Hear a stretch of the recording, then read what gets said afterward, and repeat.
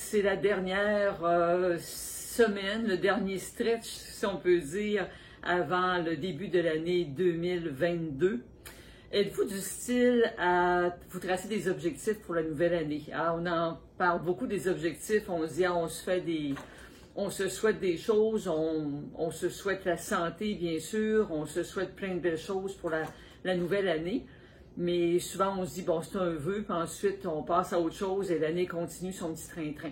Il reste quand même que lorsqu'on se trace des objectifs et qu'on les revisualise, qu'on les regarde régulièrement, c'est comme une destination, c'est un voyage. On veut aller dans telle direction. Ça ne nous empêche pas de faire des petits détours parce qu'on veut voir autre chose, on veut se faire des surprises, mais on reste quand même avec l'objectif qui est aligné devant nous. Ça peut prendre un peu plus de temps qu'on pensait que ça allait prendre pour le réaliser, mais enfin, on garde quand même notre alignement, même si le vent va nous pousser dans certaines directions, on peut ramener le voilier vers la course et se rendre là où on veut aller. Alors oui, moi je suis du style à faire mes objectifs en début d'année. En réalité, on mentionne dans les recherches que ça prend quand même un bon 66 jours avant de répéter, de relire, donc vraiment quotidiennement pour voir des changements progressifs, entre autres au niveau de l'activité physique, pour vraiment incorporer de nouvelles habitudes dans son quotidien. Donc, j'aime bien tracer mes objectifs, moi, déjà au mois d'octobre, parce que ça me donne déjà 3 mois d'avance sur le début de l'année pour voir les réalisations que je souhaite accomplir dans la nouvelle année. Mais peu importe, le moment présent, c'est aujourd'hui. Donc, on est le 30, 31 décembre. C'est le temps de prendre un papier, un crayon. C'est toujours le temps. N'importe quand dans l'année, c'est toujours chaque journée et le début d'une nouvelle année. Alors, je vous encourage à le faire. Ce que j'aime bien utiliser, c'est ce que j'appelle la roue du bien-être. Alors, sur cette roue, bien, vous avez différents axes. Alors, la santé mentale, la santé physique, la santé financière, santé familiale, santé sociale, la santé professionnelle et la santé spirituelle.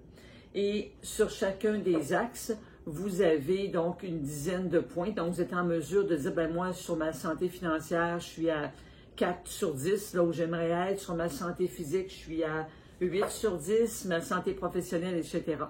Et ce que j'aime bien faire aussi, parce que c'est sûr qu'aujourd'hui, je peux aller placer un 2 sur 10 ou un 4 sur 10. Souvent aussi, ça va avec notre état mental, notre état psychologique de la journée. Donc, ce que j'aime bien faire en plus, c'est que, par exemple, pour chacune des sphères, ma santé physique, c'est quoi pour moi un 0 sur 10, puis c'est quoi pour moi un 10 sur 10. Donc, un 1 sur 10, 2 sur 10, 3 sur 10.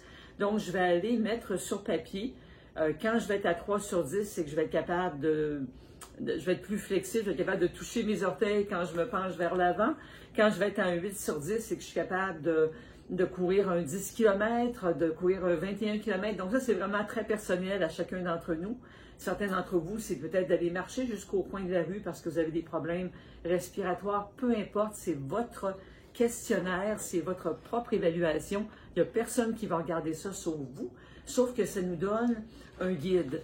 Et je trouve que c'est intéressant de régulièrement regarder ça et voir où on s'en est. Ça nous permet aussi de prendre peut-être des meilleures décisions. Est-ce que la décision que je prends aujourd'hui m'enligne avec mon idéal de vie? Mais l'idéal de vie, encore là, je ne veux pas toujours vivre dans le futur, il faut apprécier son moment présent, c'est bien important.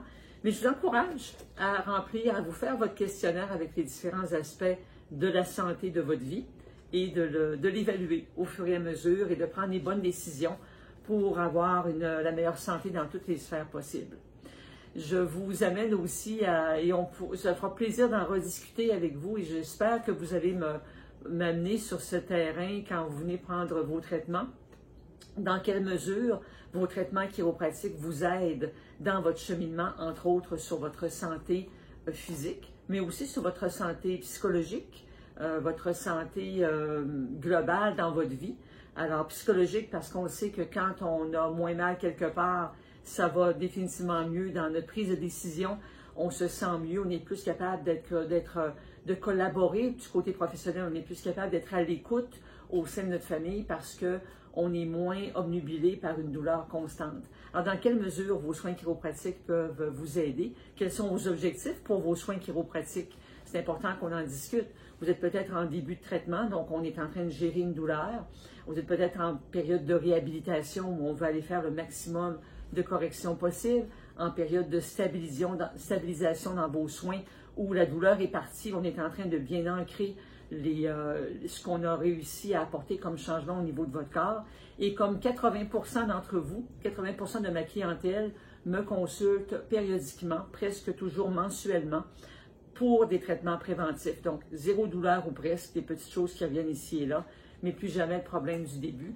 Donc, c'est un choix que ces patients-là ont fait de faire un suivi préventif. Alors, dépendamment de la période de la zone de traitement dans laquelle vous êtes actuellement, donc c'est sûr que vos objectifs vont changer, mais je suis heureuse de pouvoir contribuer à votre mieux-être et de faire partie de votre roue de la santé. Si vous voulez qu'on partage tout ça ensemble, donc vous n'hésitez pas à le faire. Je vous invite à cliquer sur le lien au-dessus de la vidéo si vous n'êtes pas déjà membre de ma communauté de personnes qui voulaient être en meilleure santé à tout point de vue. Et au plaisir de vous retrouver donc en 2022.